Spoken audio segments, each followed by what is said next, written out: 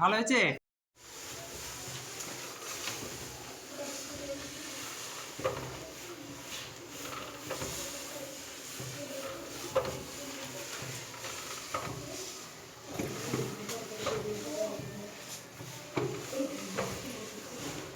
আমরা সবাই পরিবেশকে ভালো রাখবার, সবাই যাতে প্লাস্টিক খাবার না খায় ওটাও আমাদেরকে খেয়াল রাখতে হবে।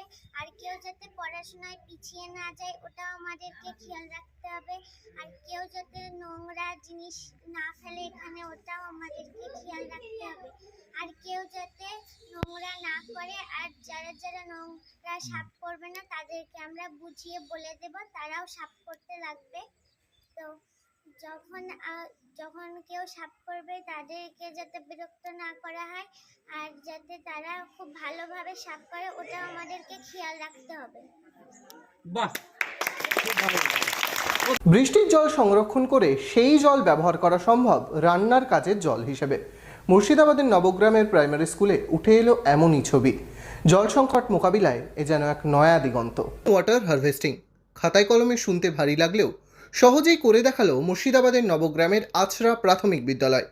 প্রত্যন্ত গ্রামের ছোট্ট একটি স্কুল। জল সংকটের মোকাবিলায় যেন রাস্তা দেখাচ্ছে সেই স্কুলই। বৃষ্টির জল জমা হচ্ছে একটি ট্যাঙ্কিতে এবং সেই ট্যাঙ্কি থেকে সরাসরি চলে যাচ্ছে স্কুলের রান্নাঘরে। কিভাবে সম্ভব, চলুন জেনে নেওয়া যাক। বৃষ্টির জল মানে একদম নিরাপদ, সেখানে হেভি মেটালস নাই, আর্সেনিক নাই, আয়রন নাই। সেই জলটা যদি আমরা সংগ্রহ করে আমরা নানা রকমভাবে সংগ্রহ করা যায়, ফলে সেই আইডিয়াটা মানুষের কাছে নিয়ে যাচ্ছি, সচেতন বার্তাটা পাঠাচ্ছি যে আমরা এক ফোঁটাও বৃষ্টির জল নষ্ট করব না এবং এটা জীবনের প্রাণ সুধা। আমাদের স্কুলে মেঘের পানি সংগ্রহ করা হয় এবং তার জন্য দুটো বড় বড় ট্যাঙ্কি রাখা আছে। কিন্তু কেন এই উদ্যোগ? বিশ্বজুড়ে উদ্বেগজনকভাবে বাড়ছে জল সংকট, কমছে ভূগর্ভস্থ জলস্তর। গ্লোবাল ওয়ার্মিংয়ের কারণে কমে আসছে পানীয় জলের পরিমাণ। এই সমস্যার সমাধান হিসেবে উঠে আসছে রেন ওয়াটার হারভেস্টিং। সেই কাজ হাতে কলমে করে দেখাচ্ছেন স্কুল শিক্ষকেরা। ওয়াটার হিটার এখানে লাগিয়েছি, এটা 150 লিটারের। আমার এমনি নর্মাল যে ট্যাঙ্কি আছে সেখান থেকে জল আসছে প্রথমে এই ট্যাঙ্কির মাধ্যমে, সেখানে জল গরম হয়ে যাচ্ছে।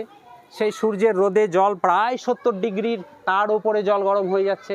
সেই জলটাও তখন আমরা এখান থেকে নিয়ে গিয়ে আমার ওখানে কাঁঠাল গাছের নিচে একতলায় যে রান্নাঘর আছে সেই রান্নাঘরের মাধ্যমে রান্নাঘরের মধ্যে এই গরম জলটা আমি পাঠিয়ে দিচ্ছি।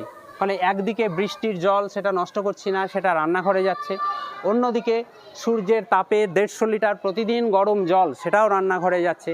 ফলে ওখানে গ্যাসের সাশ্রয় হচ্ছে এবং অন্যদিকে হচ্ছে কি পরিবেশ দূষণ রোধ হচ্ছে। ফলে অপ্রচলিত যে শক্তি সেটাকে আমি কাজে লাগাচ্ছি। ছোটবেলা থেকেই শিশুদের মধ্যে বহনশীল উন্নয়নের চেতনা জাগানোর চেষ্টা চালিয়ে যাচ্ছে এই স্কুল।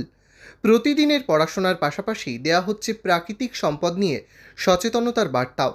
জল ধরে রাখতে পেরে খুশি পড়ুয়ারাও।